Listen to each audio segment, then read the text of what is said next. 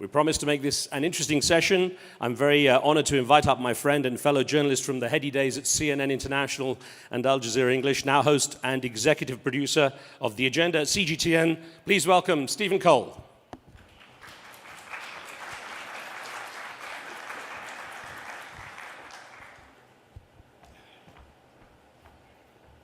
Well, good morning, everyone.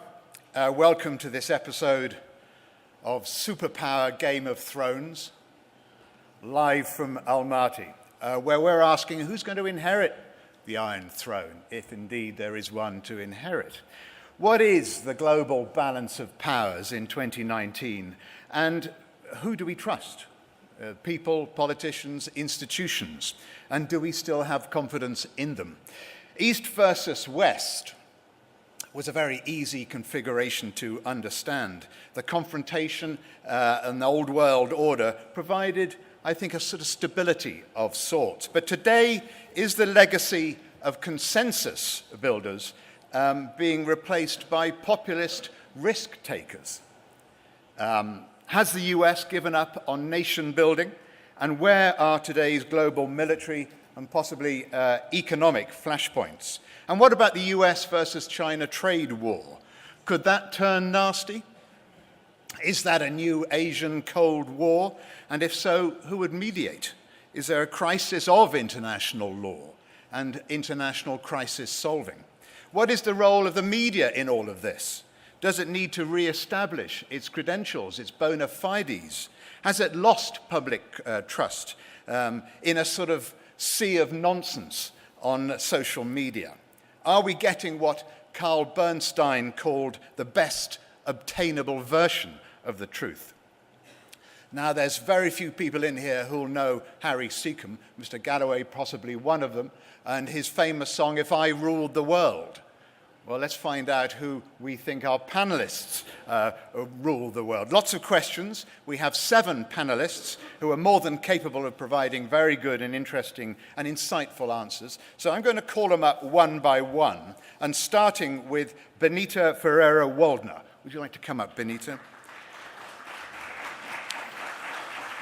Benita is president of Euroamerica Foundation. She's a diplomat and politician, and EU Commissioner for External Relations and European Neighbourhood Policy.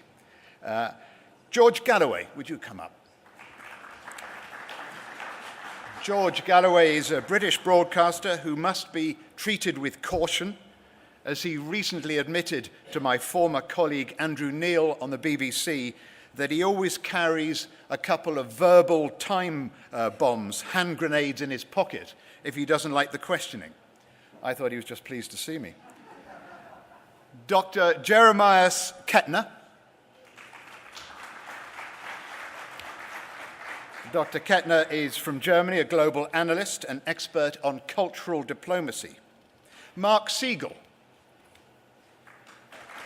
Once Deputy Assistant to the President Carter, now Professor for the Center of Global Affairs at NYU. Mikhail Guzman. A journalist and first Deputy Director General of TASS Russia. He's been with TASS, I think, for 25 years.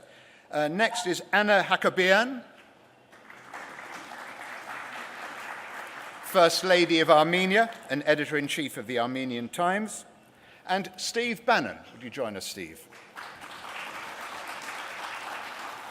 Steve was CEO of President Trump's successful presidential campaign. He's a political strategist, and he's been spending the last few months, if I'm right, Steve, in meeting a series of political leaders across Europe. And so he'll be very interesting to hear about what is happening in Europe, especially as we're in the middle of the European elections. I wonder how far along the road we are on this Game of Thrones. So let's talk first, and I'll ask Steve to answer first, about the country still regarded by many as the world's only superpower, the United States. So, Steve, does Mr. Trump have a strategic game plan to make sure the US stays a superpower? Well, look, I don't speak for President Trump. I'm not in the administration right now, but I think it's a pretty clear plan. about we've had this, what is called the post-war liberal rules-based order that's gone on since World War II. That's essentially, if you look from Northwest Europe to around the Persian Gulf to the South China Sea up to the Northwest Pacific, it's a series of commercial relationships, capital markets, trade arrangements, and an American security guarantee. And I think the basic belief of the American people is that we're not an imperial power. We're a revolutionary power. And we got into a system by our political elites, our permanent political class, both Wall Street, the corporatist, and the political class down in Washington. We tried to virtually, I think, become an imperial power. And that's the big change of Donald Trump. The deplorables, the working class people in the United States, were not happy with the managed decline our elites were putting the United States through. That's why Donald Trump's president. And I think if you look throughout the world, particularly in this engagement in this economic war with China that they've been running on us for the entire industrial West for 20 years, you're starting to see the reinforcement or a kind of a restructuring of this rules-based order around individual nation states in the Westphalian system. And I think this weekend in Europe, by Sunday night, early Monday morning, when the populist nationalist sovereignty movement really starts to take charge, you'll start to see, I think, the very beginning stages from Brexit to Trump's victory to now the beginning of a restructuring for the benefit of working class people and middle class people throughout the world. Thank you, Steve. Just to let you know, I've started with the United States, and just for the panel to know, but I will move on eventually to China. I'll be talking about Russia. I'll be talking about European Union, and as Steve mentioned, of course, nationalism, and about Iran. So all those subjects will be covered. So when I ask you directly, you can talk about those subjects directly. And of course, overriding all of those questions and all of those issues and topics is trust. That's at the core of what we're trying to establish today about who we trust and what we trust. But Mark Siegel, I want to come to you next because President Macron accuses President Trump of, quote, dismantling our precious liberal rule-based international order. Mark Siegel, are liberals almost everywhere else saying the same thing, and do they have something to worry about? You've got to switch it on. Lovely, well done. I think it's hard to talk about liberals all over the world. They're U.S. liberals and social democrats in Europe are not exactly the same. But I think that there is a crisis in the way traditional parties and traditional governments view some of the issues that the Euro populists have raised, and I think all too often these are dismissed, and that's problematic politically and I think also morally. There are reasons that people are concerned about immigration. I don't think reasons like discrimination, anti-immigration, anti-Semitism, anti-black are significant reasons, but there are economic reasons that should be addressed and often are dismissed. And I think, I don't know what's going to happen in the EU elections, but if these ethno-populists have success, I think it's more to sort of break down than to build up. I have no idea what their ideology is, nor, by the way, do I have any idea what Donald Trump's foreign policy is. I was asked to teach a course at NYU in the Trump doctrine, and I said I can't do that because there is none. Well, one of the Trump doctrines is America first. Dr. Jeremias, we were talking the last few days about trust. Do you trust President Trump to continue to lead this brave new world order? Thank you, Stephen. I think it's not about me trusting Donald Trump as the president-elect of America, but I think we're living in a multilateral world, and I still believe that we have to work all together in order to achieve results. Take alone big problems such as climate change. We're sitting all in the same boat. And Ian Bremmer from the Eurasia Group, one of my colleagues once, he argued in his G0 theory that the most pressing topics in the world today, they are too complex to be solved by any group of countries alone. So I would like to speak up in this regard for a strong Europe as one players among others to work on solutions to hopefully lead to a better world. Okay, so we'll come to Europe, we'll come to the European Union a bit later. George Galloway, can we separate, do you think, anti-Trumpism from anti-Americanism? Well, of course, I was not happy that Donald Trump was elected as the President of the United States, but I was very happy that Hillary Clinton wasn't, because I believe that the so-called rules-based order that she exemplified was very far from rules-based, because these so-called liberals, and ontology is important. I just heard Professor Siegel talk about something called ethno nationalists. I don't know what that means. I don't know what they mean when they call someone like me a populist. Maybe they mean popular. You'll see how popular when the results of the elections in Britain on Sunday are announced, when the party I've been campaigning for wins a stunning victory and the Labour and Conservative parties are crushed, in the latter case, to nothingness. The Prime Minister will have resigned by the end of this day. So there's a big sweep going on, and the sweep is against what is called liberalism, though ask the people of Iraq just how liberal that rules-based order was. But whatever it is called, it is an era that is coming to an end. I'm a working class man from the same ethno-religious background as Steve Bannon, though we have many other differences. But our people, of whatever color, wherever they came from, however they pray, are asserting themselves. And the elite's day is done. And you'll see just how done in Europe late on Sunday night.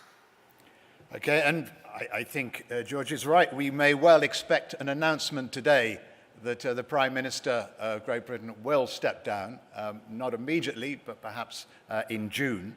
But I want to go to Mikhail Guzman.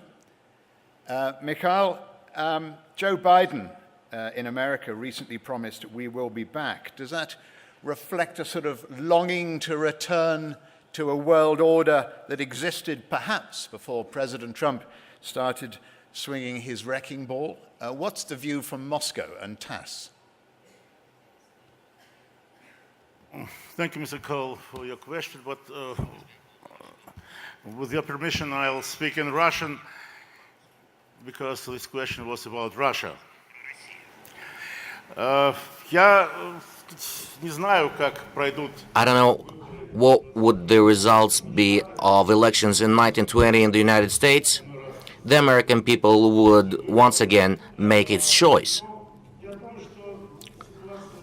I believe that the situation in Russian-American relations is much deeper, irrespective of who specifically sits in the Oval Cabinet of the White House. I personally talked twice in the Oval Room with the Republican President George Bush Jr., and I also interviewed the Democratic Institute twice, Democratic President Obama.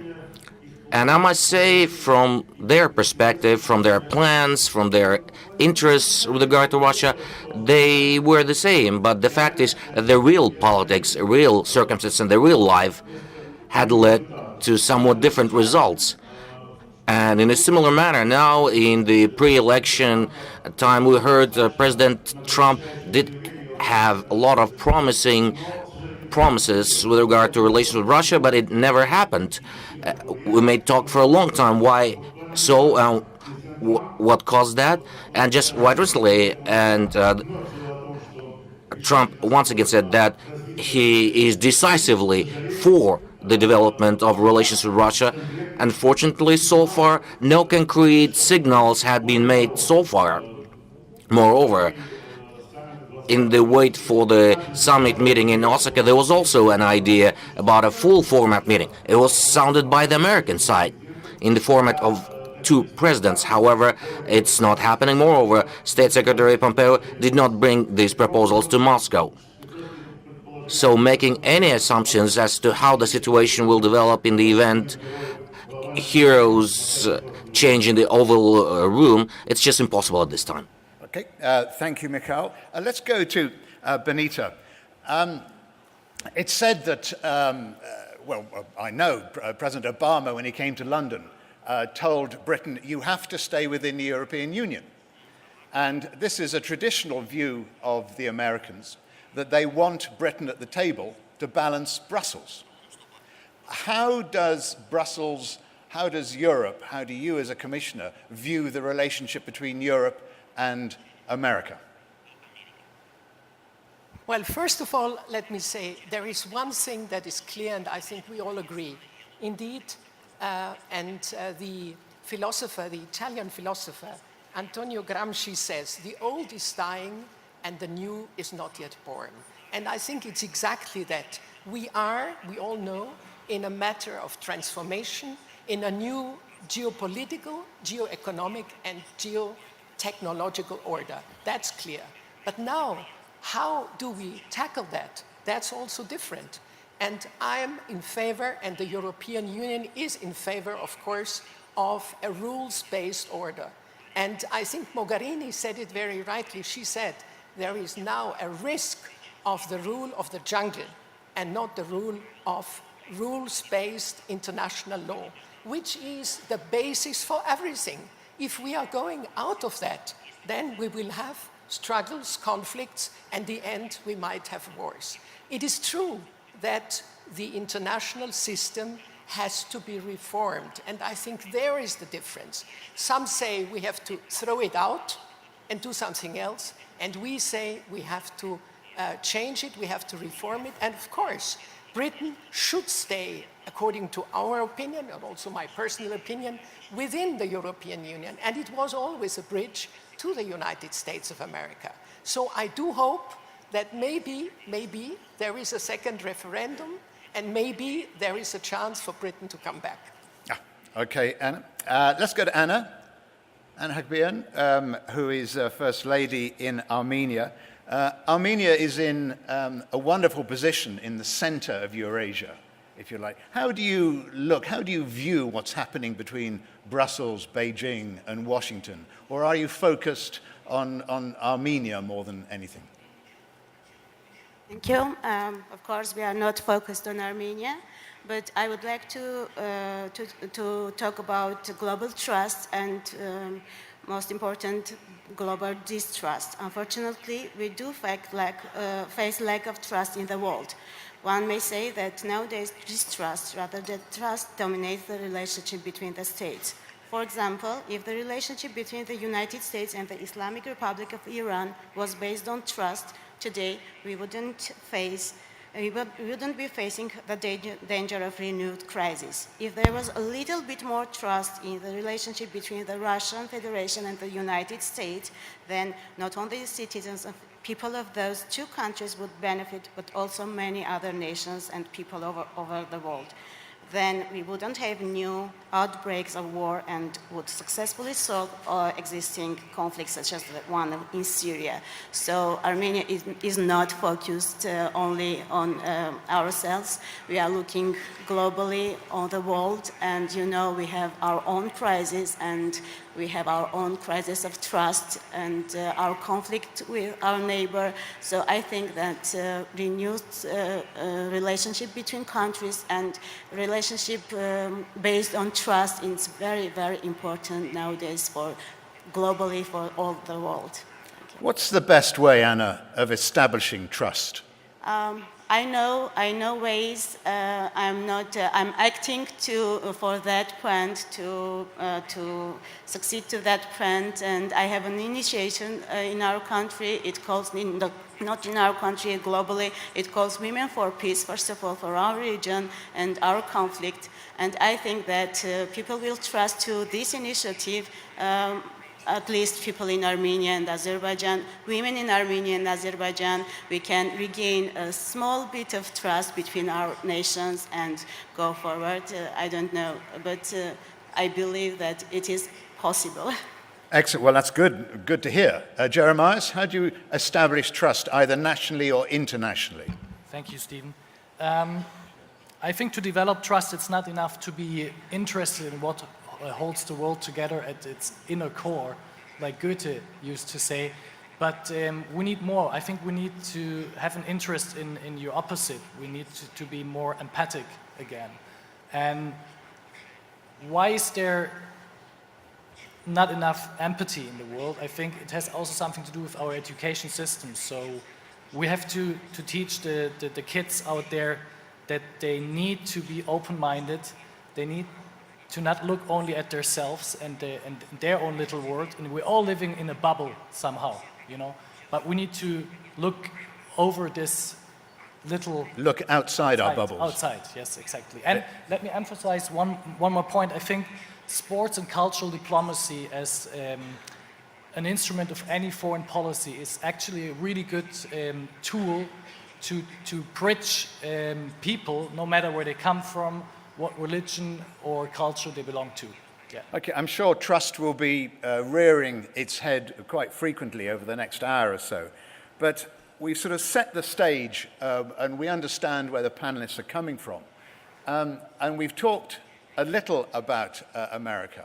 But I want to sort of move on to America's relationship with China. This is, at the moment, seen as the big head-to-head. Steve Bannon, you called China the greatest existential threat ever faced by the United States. Can you tell us more about why you think that? It shouldn't be raising its head today. That's the problem. The problem is that the elites in this world, the capital markets guys from Frankfurt, the City of London, Wall Street, the international corporations, they've been running this scam for 20 years, financing and providing the technology to a radical cadre of the CCP that's built up this kind of Frankenstein monster that's essentially gutted the working class people throughout the world. Brexit and 2016 are inextricably linked. Why is that? It's a revolt by working class people, particularly in formerly heavily manufacturing countries, that live in a new serfdom, where you have this massive concentration of power, this massive concentration of wealth, and that the middle class and the working class, of which I come from a working class family, have been eviscerated. And there's not a bond of trust, because you shouldn't trust them. They're not trustworthy. This whole revolution that's going on now throughout the world that you're going to see on Sunday night that George Galloway just mentioned, it's working class people in the United States, in places like Ohio and Michigan and Pennsylvania, in places like Italy and France and the United Kingdom and others, that are saying they've had enough, that they understand now, they're starting to understand what goes on. And what shocks me of the mainstream media, of all these organizations and all the money, you know, we've been beating this dead horse of this hoax of this Russian collusion with the Trump organization. For the last 20 years, the most significant story was the radicalization of the Chinese Communist Party to suppress their own people, the noble and decent people of the People's Republic of China, and turn it basically into slave labor for the West, so they can make goods for the corporatists at higher margins and sell it back to the unemployed and underemployed in the West. That day is over. What you saw with President Trump and others, we've now engaged in what we understand is an economic war against the industrial democracies, an economic war against working class people. And that war is by the radical cadre of the CCP, by Wall Street, by the City of London, and by the international corporations. And that is over. Mark Siegel, there's no doubt China is an economic superpower. Is that the reason for President Trump's antagonism towards Beijing, a form of protectionism? They're worried about their own future? Well, clearly China economically and politically is moving toward becoming a superpower. They have the second largest economy in the world today. It soon will be the first largest economy. Their military is not up to the military of the United States, but they're investing in modernization while, unfortunately, the United States is spending $2 trillion on a new nuclear program for a war that never will be fought. But I think the main situation with China, and you know, you picked probably the one issue that you could have picked that I have remote agreement with President Trump about, is that there have been egregious trade policies that have gone untouched, probably because for the last 20 years we considered China a developing country and we closed our eyes to predatory economic policies.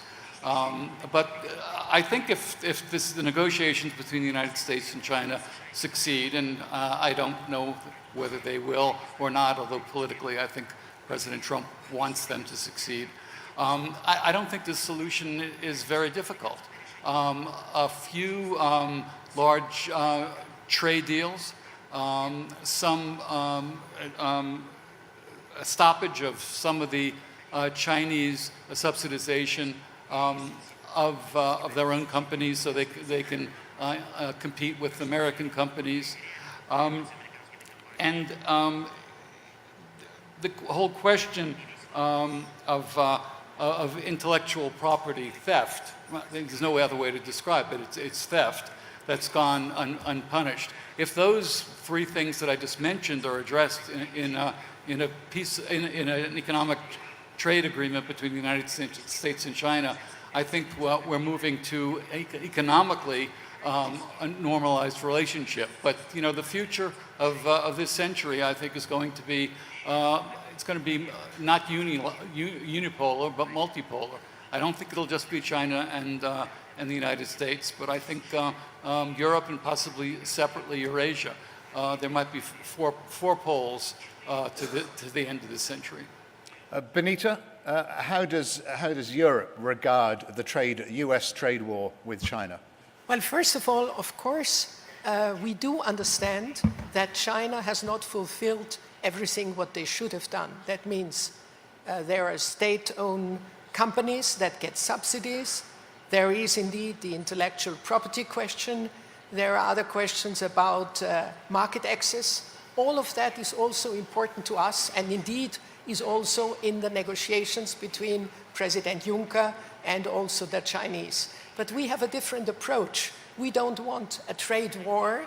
We would like to find solutions through negotiations, but it's absolutely necessary that we have a global playing field that is the right one, the equal one for everybody. This goes for the United States too. So what we think is, indeed, United States and China will be, or they are already, strategic competitors, and China is, of course, becoming, or is nearly there, as a superpower already. So for the United States, it's difficult. They have been dominating the world after Second World War, especially after the fall of communism. So now, to understand that, but we fear, and we are always a community that wants peace and try to do things with peaceful means. So we fear there might be once the so-called trap of Thucydides. That means that there might even be a real military conflict. This is what we have to avoid.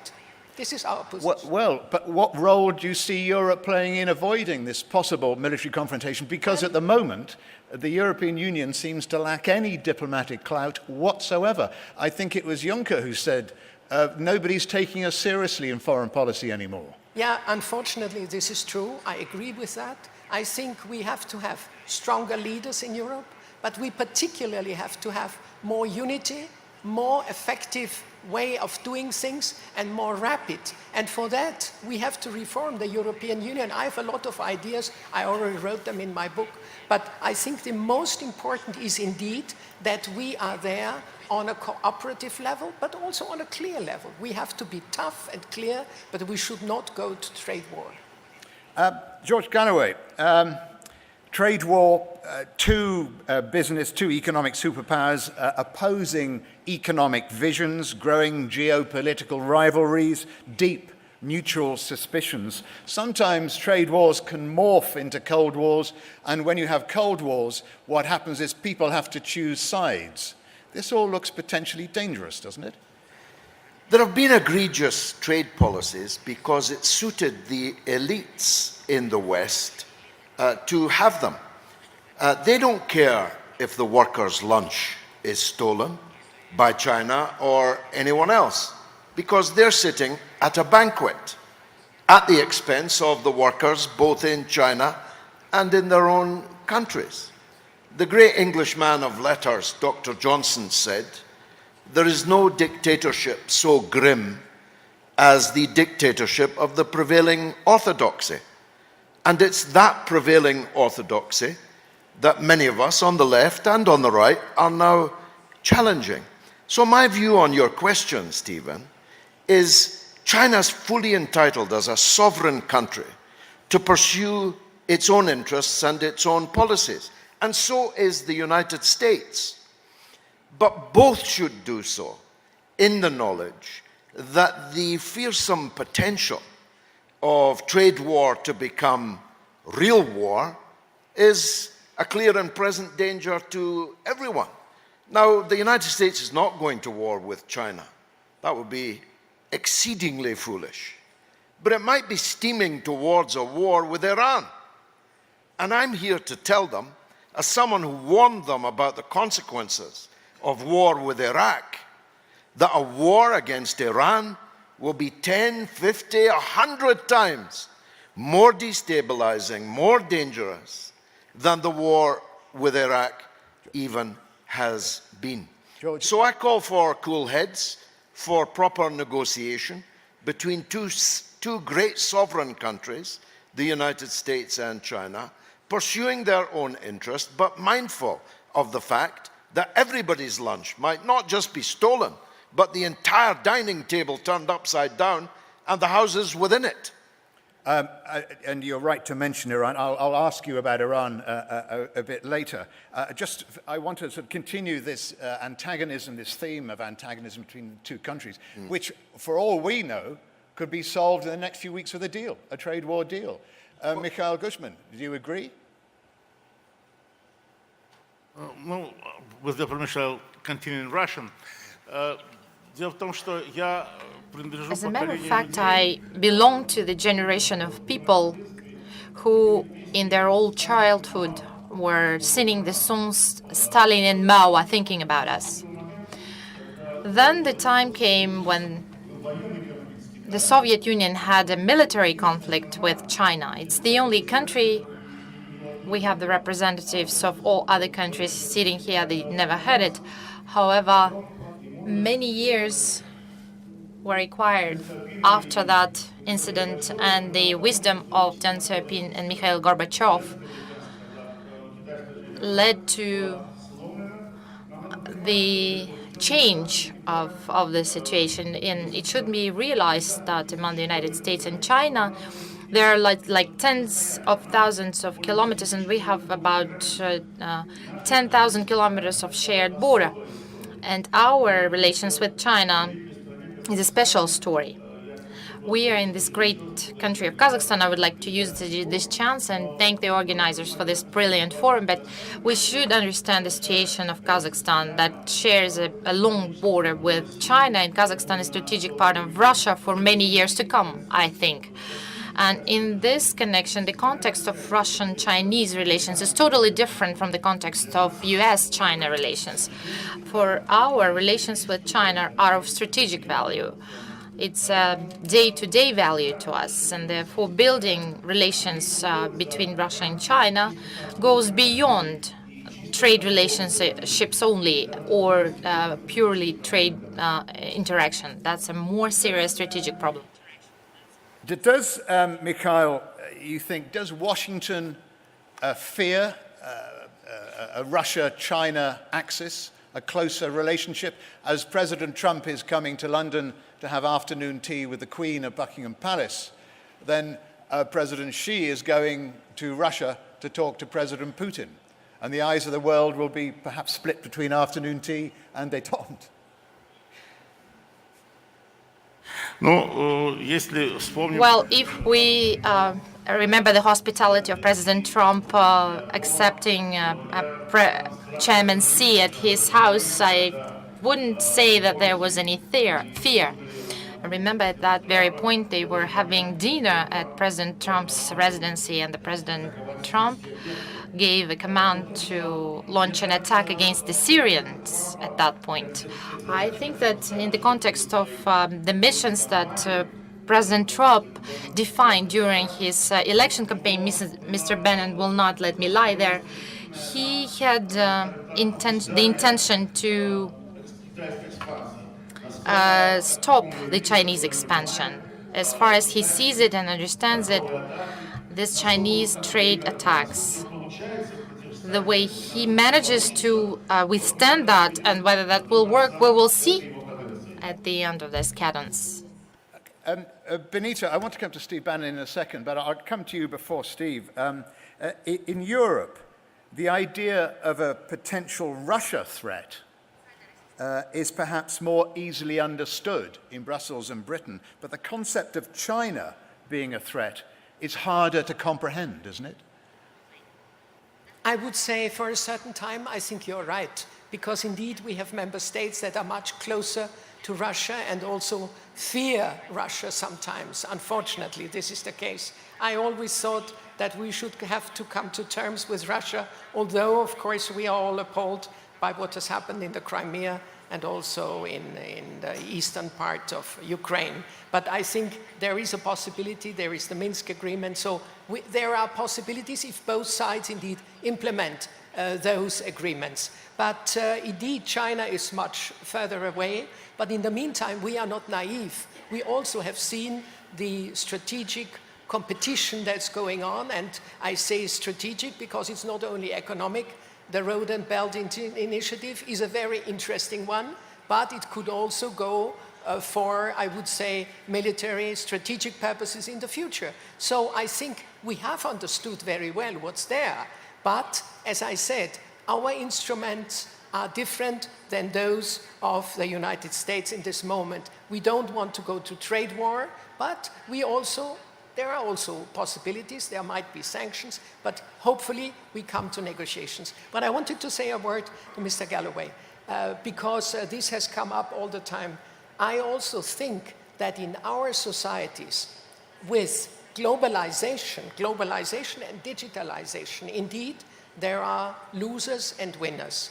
The winners, that's okay. But for the losers, we will have to do something in the future.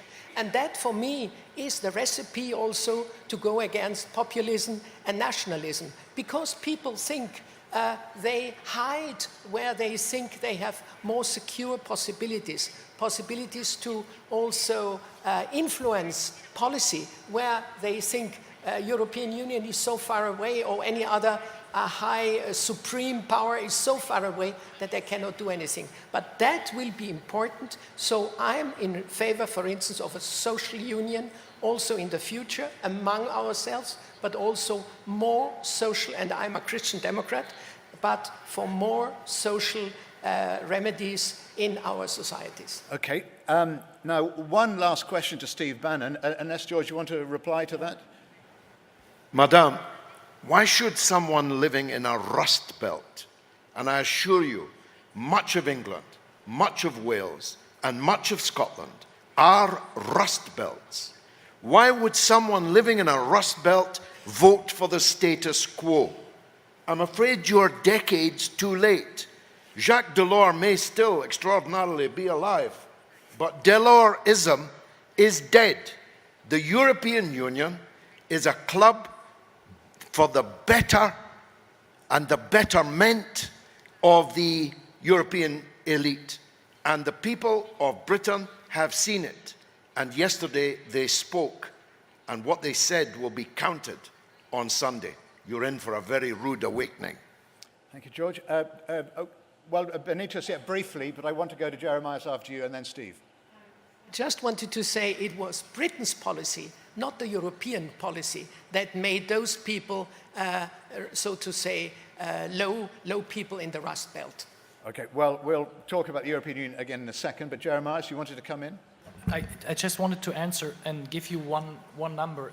As a united Europe, today's Europe represents only 6% of the world's population. So if you take it back to a foreign policy point of view, and I agree that we're kind of a toothless tiger, but again, I want to emphasize that we have to work together. And I understand all these concerns, and people are afraid of change in the first place because they are hurt by the change. But if you take it to the international stage, I mean, in order to have a say as Europe, maybe together with all the new partners like Eurasia, like countries like Kazakhstan, we have to work together. There is no other way. Thank you, Jeremiah. Steve Bannon, you've heard a lot of contrary arguments. Just to finish the discussion about China before we move on, do you think Washington would like to lever Moscow and Beijing apart? And China seems to have a global strategy, but I don't see any evidence of a US global strategy. If you don't see it, then you haven't been paying attention. I want to go back to this for a second. This is the problem. This is why there's a revolt. This whole thing of globalization. The elites use that as a cover. Globalization, this whole thing of the globalized world and globalization was nothing more than to find the cheapest source of labor. They treat it like the second law of thermodynamics, like it's some physical property that can't be undone. That is a lie. This all came about through human agency. The City of London, Wall Street, and the corporations will always look for higher margins, and therefore they will always look for the lowest source of wages. You talk about trust. Here's where the fear is. Fear is not in the work. When I go around working class people, you see them starting to unite. You see this vote. You see it in Italy. You see it in France. You see it in the United Kingdom. You're starting to see it in Germany. You certainly see it in the United States. The fear is in the party of Davos and its political apparatchiks in Brussels and all the happy talk that goes along with them. They sat around and made all the money. The Thucydides trap. Thucydides trap is that you're declining power to the rising power. The industrial democracies of the West are not a declining power. That is a lie. The way we got into this is our elites thought it was too hard to confront a radical cadre, another dictatorship. Just like in the 1930s, the same elites would not confront it. It took working class people to confront it. And who were our allies? Russia and China. Russia and China. The great fascist wars. Okay, let's... Hang on one second, please. Briefly, Steve. Well, it's just so much happy talk.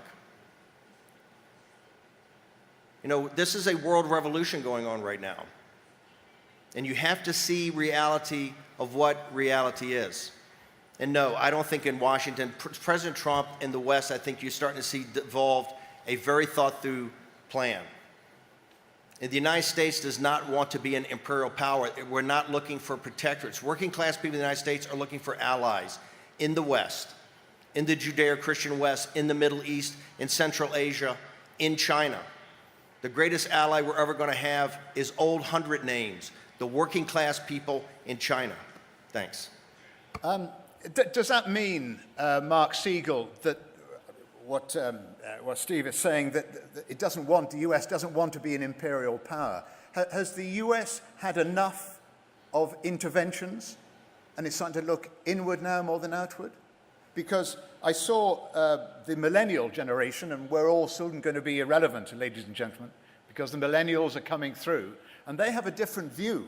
They don't like the idea of more defense spending. They don't like the idea, according to polls anyway, of interventions. So is America looking inwards, not outwards now? Well, the Pew data does support what you're saying. Millennials are looking less abroad and more internally. They're also aligning with the Democratic Party 3-1 over the Republican Party, which seems inconsistent with some of the things that Steve has been talking about. But I think one of the questions that we have to face is the Trump administration's allergy to multilateralism and going it alone and walking away from agreements and walking away from international law. On Monday, for instance, this Monday, President Trump is going to pardon war criminals, people convicted of war crimes, violating U.S. military code and the Geneva Convention. What kind of a message is that to the world or to the young people of America about trust and respect for law? I think we have the same kind of situation with the Iran agreement. Just rip it up. We see that over and over again. The coherence of this policy, Steve says there is a plan, but if you just look at foreign policy and military policy, the president is a neo-isolationist, and his national security advisor is a unilateral interventionist. And these are in the White House, these are the two people that are trying to make policy. Well, there is no process in the White House. Steve was there. There is no decision-making process in the White House because President Trump makes policy by whim, by tweet, without a process of developing economic or military or political ideas. It's very difficult for the world to deal with this kind of environment and trust the United States. I mean, why should anyone negotiate with the United States if the United States just rips up agreements left and right? Why should North Korea negotiate a treaty with the United States when Iran negotiated a treaty with the United States and now it's just ripped up and destroyed? That's what I mean by incoherence. Okay, thank you, Mark. Let's go to nationalism. Steve Bannon, Donald Trump's lawyer, Rudy Giuliani, said, I think yesterday or the day before, that if you don't love your country, you're kind of weird. He said the challenge to Europe's internationalist consensus was maybe good for debate. What have you been hearing, Steve, over the last few months as you've toured Europe? Well, I think nationalism is nothing more than a reassertion of the Westphalian system. And the reason nationalism, in this populist nationalist revival we've seen, or this revolt that you've seen starting in Brexit and through Trump and now into the European parliamentary elections, Australia, other places, I'd actually say Modi in India, is that people understand, citizens understand that the highest amount of control they could possibly have is at the nation state level, not at some amorphous, transnational level where you end up having guys like Juncker and people like Juncker, dictating to you how your life is going to be lived. That's being rejected. That's going to really be rejected on Sunday night. Macron laid out in his Renaissance project the natural, logical conclusion of the United States of Europe, where these nations will become basically administrative units, like states in the United States. That is being rejected by the European people. You see a rise in nationalism, and a rise in nationalism is positive. It's what unites people. It gives citizens the best level of control. In Europe, they're not looking to break up the EU. They're actually looking to have a stronger Europe with a Europe of nations, reporting to a free citizenry.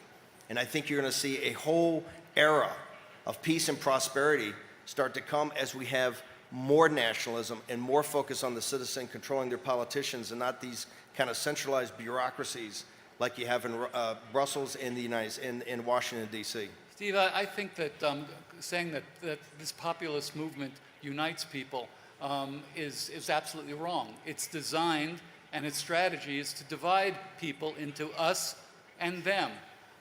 By color, by ethnicity, by background, by language spoken, it's us and them.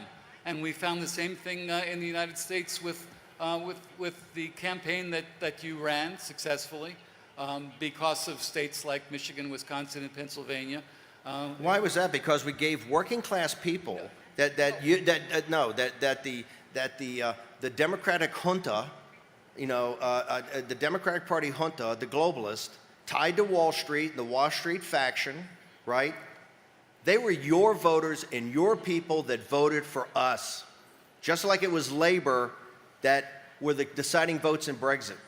Working class people have had a belly full of the lies and the misrepresentations. And now they're actually seeing people that will start to unite and bring jobs back. This is not about ethnicity. This is not about race. That's the cheap smear that's been on it. And here's the beauty of it. People know they're not nativists. They know they're not xenophobes. They know they're not racist. And it's working class people and middle class people that are rejecting that. George Galloway? Insults that are, it's a kind of the mother of all smokescreens, to coin a phrase. I was very careful earlier when I said, our people, whatever color they are, wherever they came from, however they pray, it's about democracy, not nationalism.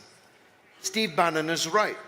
The only way that you have any chance of controlling the elites and the monopolies and the exploiters is on a nation-state level, because everything else is either too big, or, in the case of the European Union, the rules, the constitution are rigged in advance so that no democracy can influence or affect them.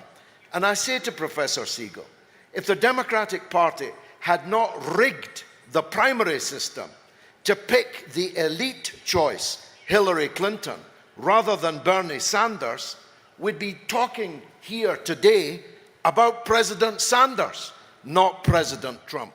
It was another classic example of the elite overreaching. They think, they'll, I think differently come Monday.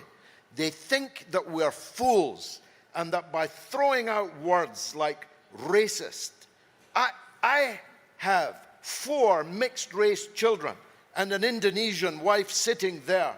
I've been a lifetime on the left, and I'm accused of being a racist. I'm accused of even worse than that, the F word, the N word.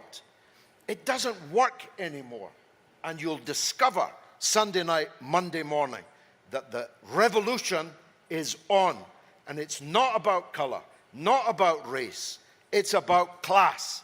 It's about the mass of the people saying to the elite, we've had enough of you. For all the good that you're doing, in the name of God, go. Mr. Calloway, your view of the Democratic delegate selection process is basically ignorant and absurd. Hillary Clinton got 57% of the primary vote cast in 2016, and Mr. Sanders got 43%.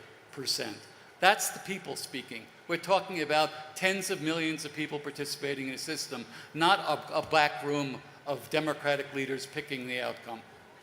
Okay, now we've solved the vagaries of the last presidential election. I want to stay with Europe again, and I want to blame the European Union, Benita, because Europe's share of the world's population and wealth is shrinking. That's undoubted. The EU is divided, maybe north and south, and certainly east. It lacks strong leadership. That's the view from outside the Union. Does all that contribute to the upsurge in nationalism or populism? Well, thank you very much for the question. I'm absolutely not on the same level as Mr. Galloway. And I want to tell you one thing. First of all, it is the nation states still that can do their laws on all the question of social conditions. They do things on economy. Where I do think the 2 or 3 major reasons for nationalism and populism is 1, loss of jobs. But loss of jobs is particularly because of globalization and because of manufacturing going away. 1. 2, I think, is fear of migration. And here I agree, it's particularly the economic part of the migration. In my country, Austria, people that come in and get asylum status get everything for free afterwards. They have education free, they have health care for free, and a person in a supermarket that pays taxes gets more or less the same as a person that comes in. So that, for the people, is too much. And then they think that the nation state can help them because they know that better, as I said before. But coming to the European Union, it's true, there is a lack of leadership, I agree. And it's also true that for the moment, there is a great fragmentation. Why? Because the countries from the East, unfortunately, have not shown the same solidarity as they should have, as we have shown towards them. Germany, Austria, Sweden, etc. We are net payers. We have been paying all the infrastructure for them and so on. Cohesion funds, structural funds. I think the least would have been that they also take in migrants, not only Germany, Sweden, Austria, and so on. Well, according to the European Commission's own data, when voters are asked to choose their top two issues or fears, one is immigration and the other is terrorism. Now, well, terrorism is a second thing, but I think for terrorism, the Union has been doing much more, and also, it's true, there are many issues that the 28 or maybe 27 in the future will have to tackle much better. And this is also security, but I think now there will be a defense, a fund, there will be a defense agency, and for the first time, indeed, the defense union will at least have initial steps. I agree with you. I would like to have the union to be much quicker. But the decision-making also will have to change. We have had... There's a lot to change. Yes. There's a long list. Indeed. And therefore I said it has to be reformed. Indeed, where you see that people are unsatisfied, you have to do something about it. But again... But not in the radical form as, for instance, Mr. Bannon and Mr. Galloway want. But Steve Bannon and George Galloway are both right, aren't they, in saying the politicians aren't listening to the voters. I mean, that was the accusation against Angela Merkel and why she's finished her career early, that she didn't listen to what her constituency was telling her. Well, I think she made a Are there any mistake. signs... She made a mistake, and that, of course, now the consequences are there. She should sign. have thought that she cannot decide for everybody else. That is absolutely true. Therefore, I said migration is one of the big issues. But migration also has already been mitigated once, and second, solutions are slowly, I agree, slowly underway. We are too slow. That is one of the issues that I always have been criticizing. And if the politicians don't listen to the voters, you'll see a continued rise of populism and nationalism? Yes, of course. And I also want to say the union has to go back to the big questions. There we have to be quicker. We have to have vote not by unanimity, but by qualified majority. I have been for that for a long time. We also should have a smaller commission. And there are other things that can be done even with a treaty. But the small things, the things that are really important to people, they should stay in the nation states. And there is the subsidiarity. It's called subsidiarity. But it has not always been respected. Okay. Anna? Thank you. I want to state that nationalism is very important for every nation nowadays in the world because, you know, Armenia is a nation which has overcome genocide, and we survived because of high feeling of nationalism in these days. And unfortunately, such kind of dangers exist now in these decades and days, and nations cannot lose their nationalism, feeling of their nationalism.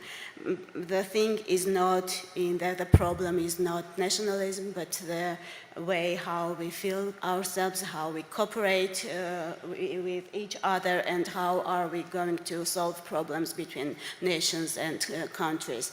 And the same thing I would like to add about it. I would like to go back to the relationship between Russia and China.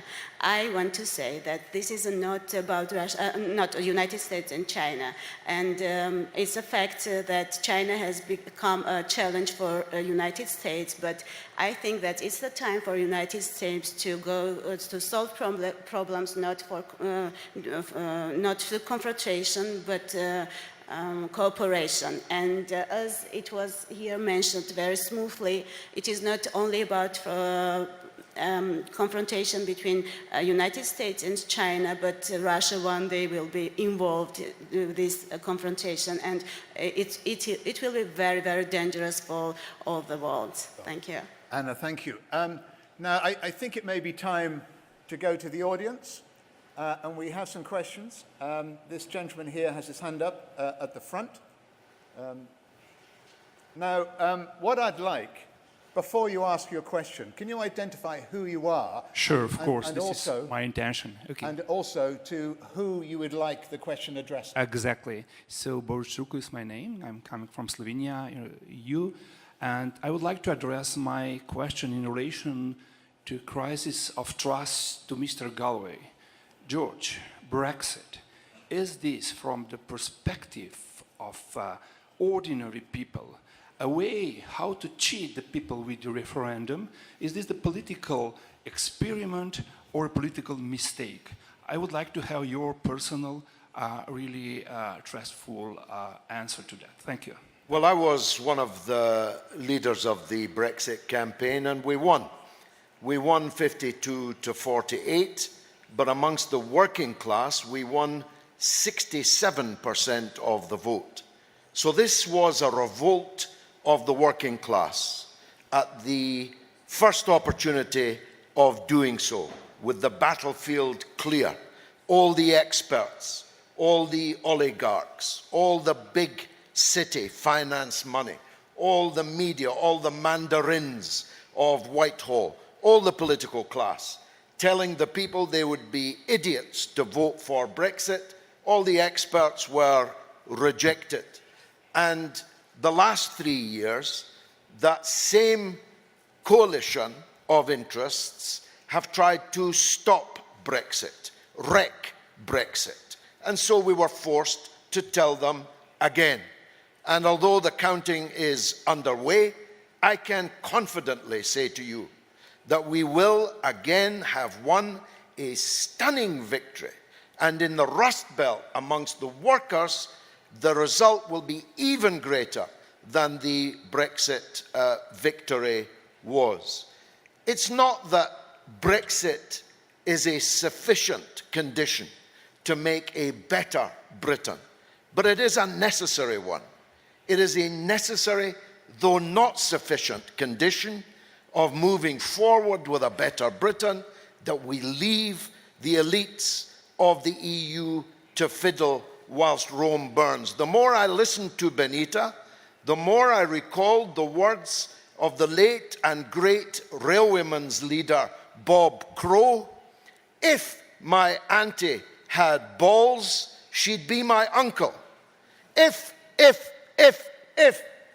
we do all these things, says Benita, then things can be better. Well, it's too little and it's too late.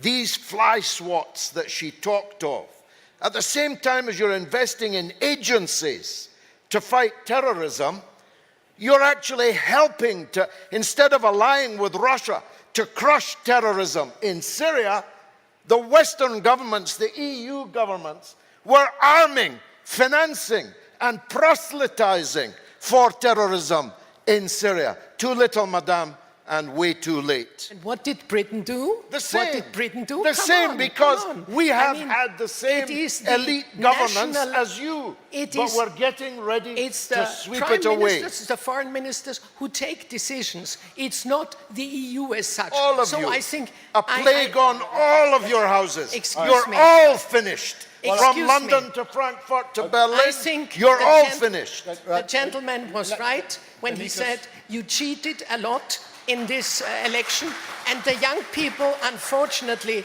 didn't go to the vote. Of course, always. So we're those fools. Who, we're excuse back to me. We're either racists or we're fools, or both. Let you talk. Actually, let me talk? actually, the people have now spoken. Get ready for You know- hearing the result. You know, All right. shouting let's- is not good arguments. I Thank just you, say Benita. that. Thank you both. And thank you for the question. Gentleman over there. Please calm down. This is not war, ladies and gentlemen. I have, my name is Sungwon Choi, and from South Korea. I want to ask to Steve Bannon.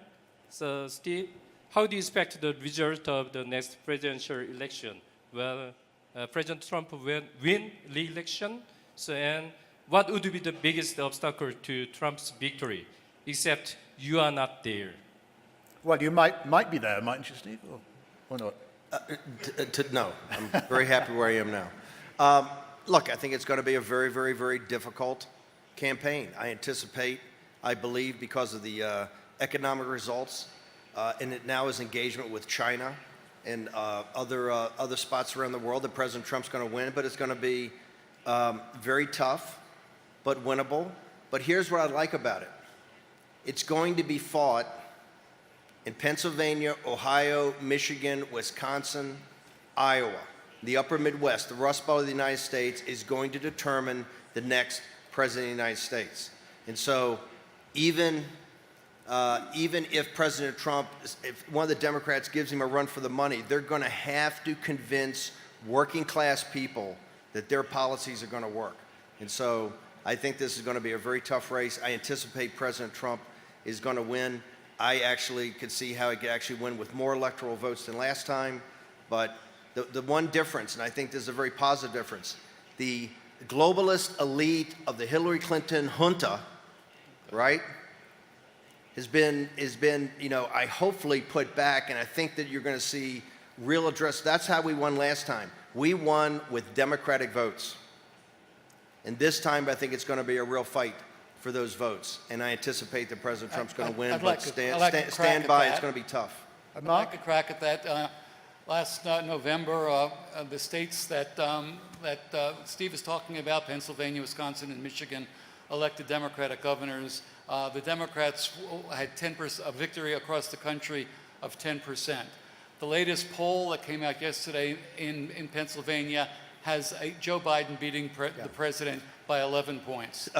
Brother Siegel's absolutely correct. You look at the 2018 election, and this is why I didn't work in the campaign, but I advise you got to focus on those issues. If you nationalize the House races, which is the way I think you'd do it, President Trump lost 52-46 because he didn't make it a referendum on himself, and he lost by 8 million votes, and that's going to be that the 18 race shows that the Democrats can mobilize. And Okay, we're off message now because I want to get back to our core questions here. Lady there, what is your question? Is it about trust and global powers? Yes. Good. Shalom. Salam alaikum. I'm Shosh from Israel. The question is for all of you. Is someone have a good suggestion to build trust between Israel and the Palestinians? All right. First of all, I'll go to George Galloway. And anybody else want to come in on this question, Middle East? Okay, well, it'll just be George who will answer your question.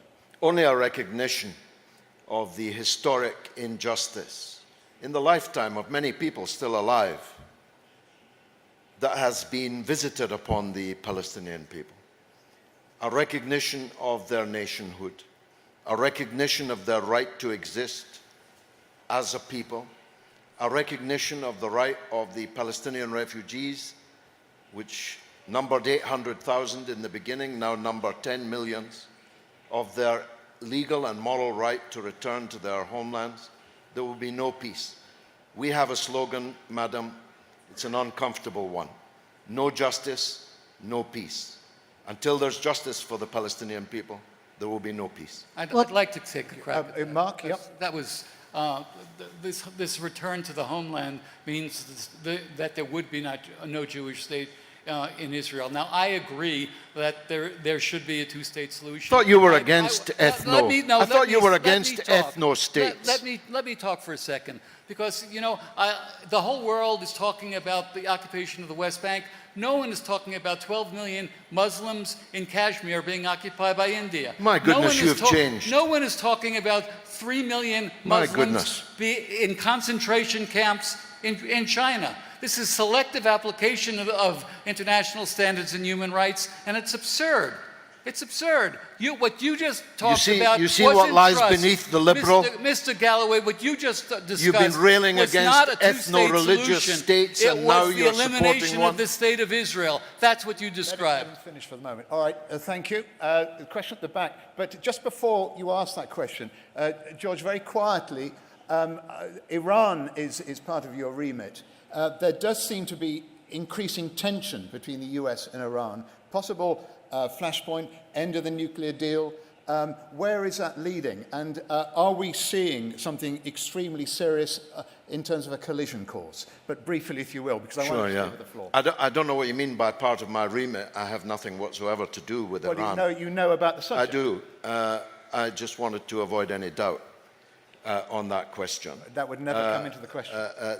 It's an extremely dangerous situation.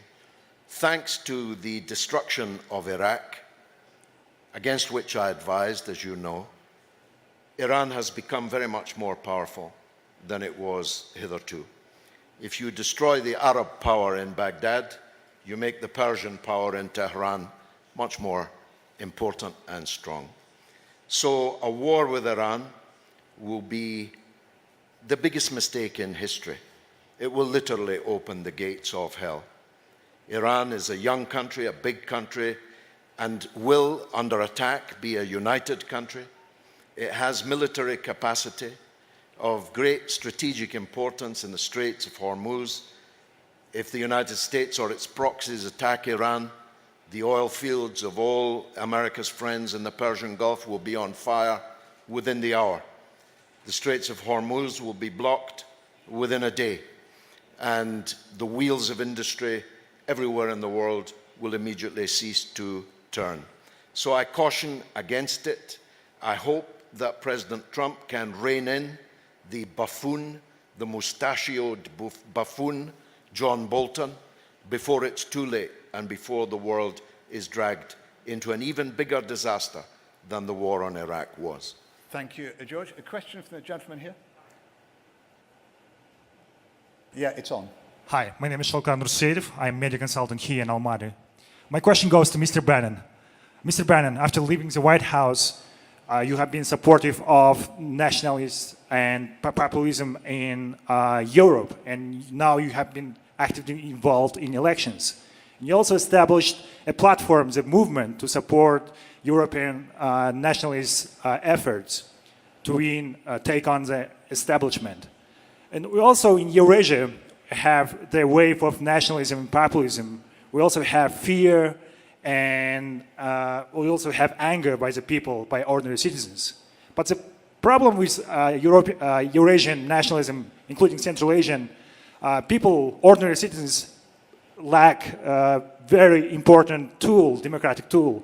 They cannot affect on the election outcomes.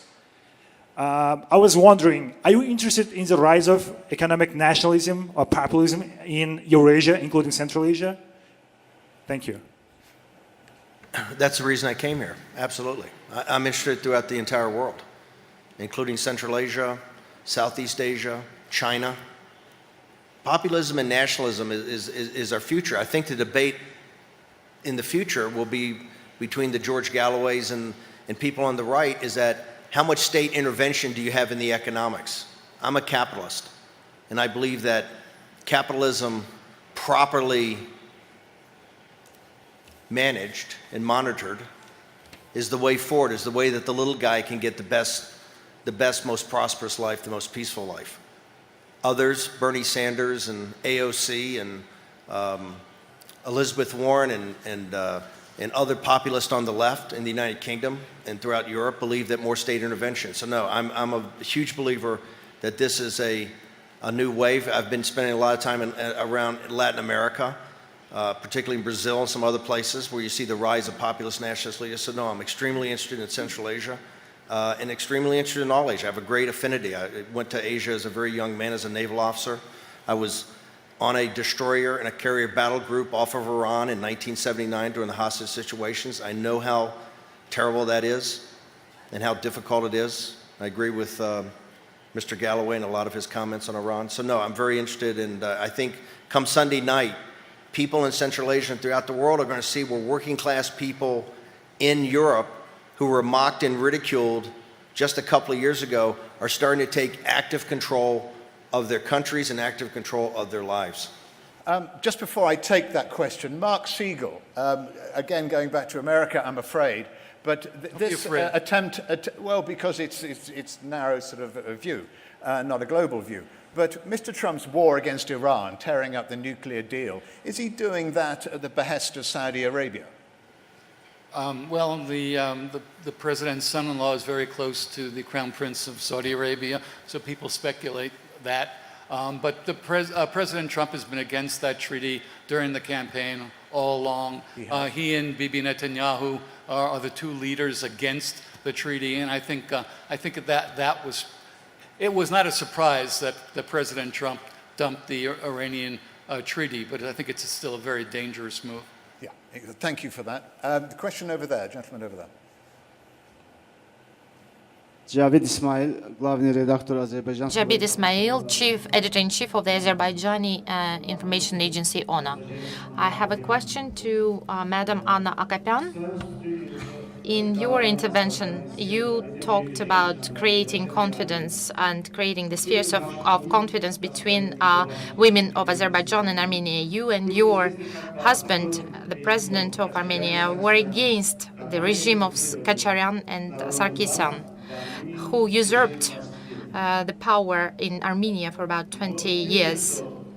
What is interesting is that you sent your son to serve the military service in Nagorno-Karabakh, which is not an officially recognized and internationally recognized territory of Armenia. Mr. Pashinyan, on the 8th of May... I wonder if I could stop you there. Could you, rather than make a statement, could you ask your question? I'm not making a statement. It's a question. My question is related to this. Mr. Pashinyan, on the 8th of May, during the occupation of the Armenian city, traveled there and spoke to the cameras. Do you think it's possible to create confidence between Azerbaijan and Armenia based on those actions on the part of Yerevan and your family in person? Is it in the spirit of settling the Nagorno-Karabakh conflict? And my second question, what is it that we can do in order to establish the... The first question's enough. Thank you for your question. I don't want to enter to the details and to the politics. I'm here as a woman, and my message is as a woman and mother. But I want to say you that we are still in conflict. The war is not over. That's why our son is serving in the army in Nagorno-Karabakh. So my message is to start to trust each other and to start to think about solving this conflict through negotiations, not war.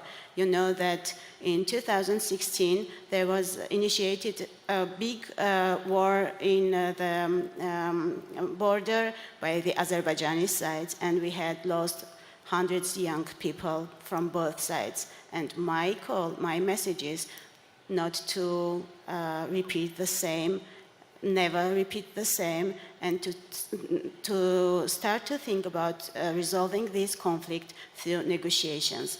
Armenian side never started war, and if you are talking about messages coming from our family or Armenian side, you have to remember messages and speeches from the government, your government, from the Ilham Aliyev side, and they are, you know better than me how what kind of hostility resists in his speeches. So I want to repeat that my message is to start to hate each other.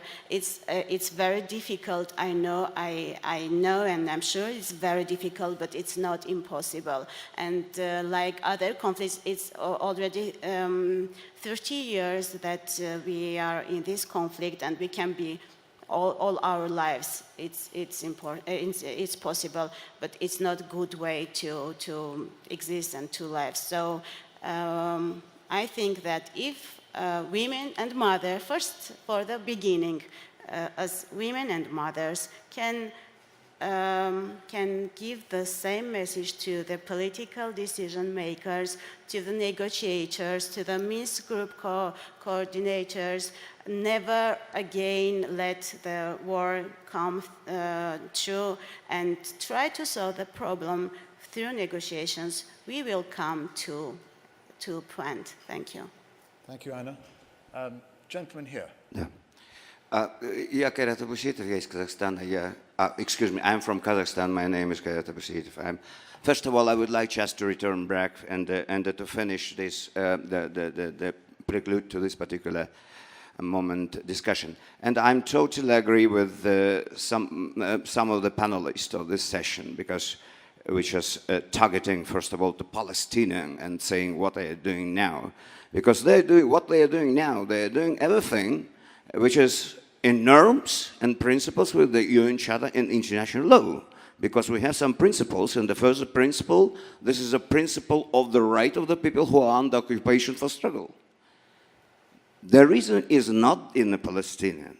The reason of thinking in the all norms and principles what we have now in the international law and UN Charter. Because we have a big contradiction between these principles. First of all, between the principle of territorial integrity, also determination. Is there a question here? Is there a question? We're going to have a speech.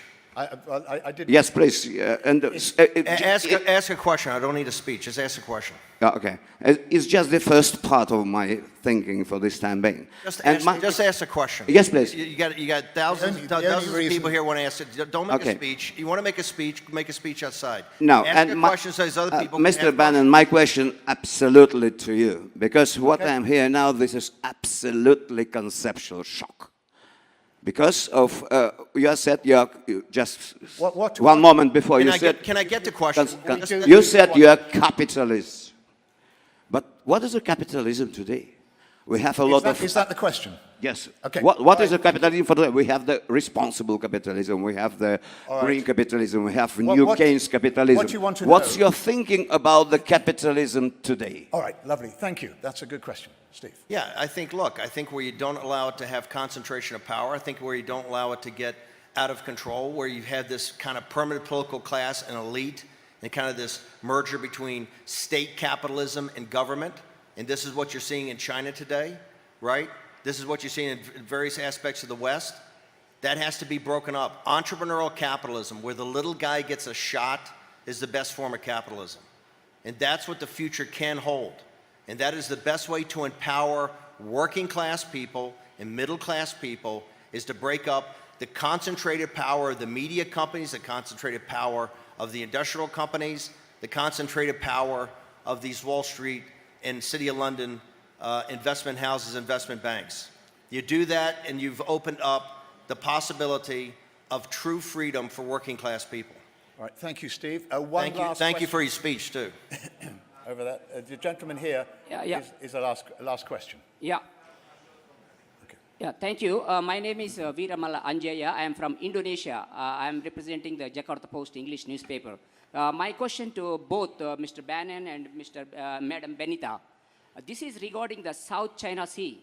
Because not only the US, I mean, in Southeast Asia, we have been facing a big threat from China. Because China is a big claimant in the South China Sea.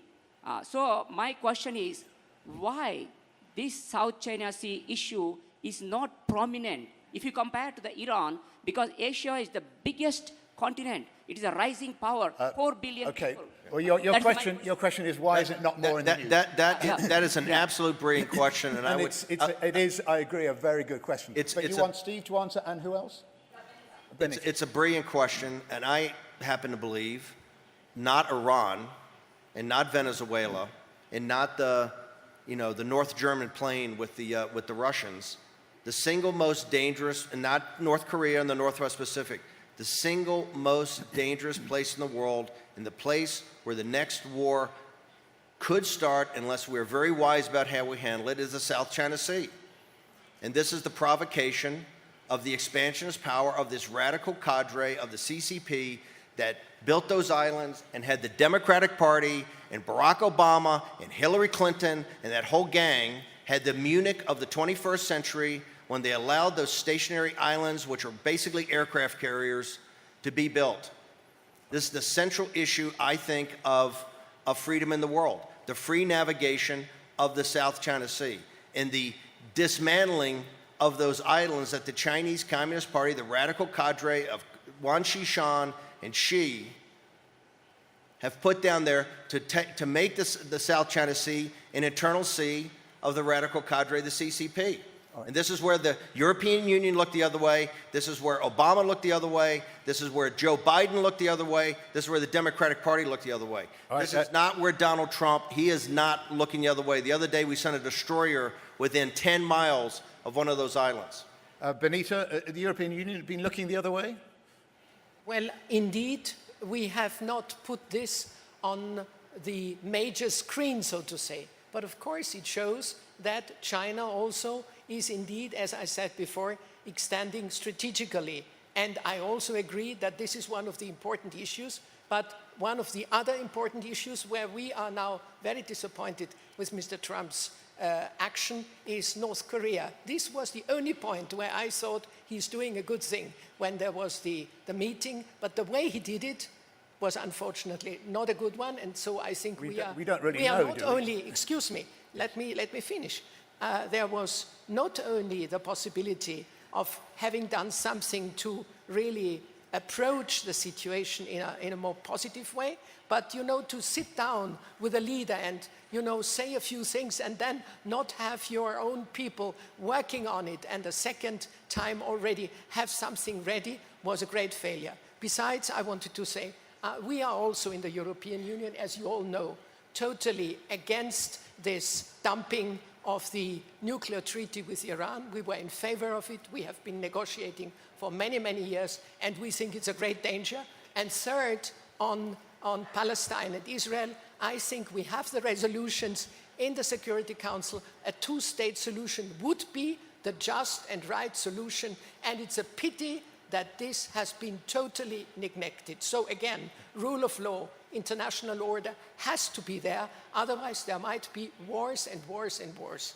Thank you. Just very briefly about North Korea, and this shows you the haplessness of the European Union. It was the Clinton, the Bush, the Obama administration, and the haplessness, complete, total haplessness of the EU and all the happy talk that allowed North Korea to get the ballistic missile technology and all the nuclear warhead technology they got, okay? For 30 years, right? All this great negotiating power, all this rule of law, all this great stuff. You had a criminal junta putting together a nuclear plant. North Korea is a vassal state of Beijing. And that is President Trump is handling these negotiations. We've made more progress with North Korea in confronting these issues and with Beijing in President Trump's tenure than the 30 years of haplessness between the Democratic Party, the Republican Party, and our partners in the EU. They're the ones that created and allowed North Korea to be created and be the great threat to Japan and South Korea it is. Okay, thank you, Steve. One last question from over there.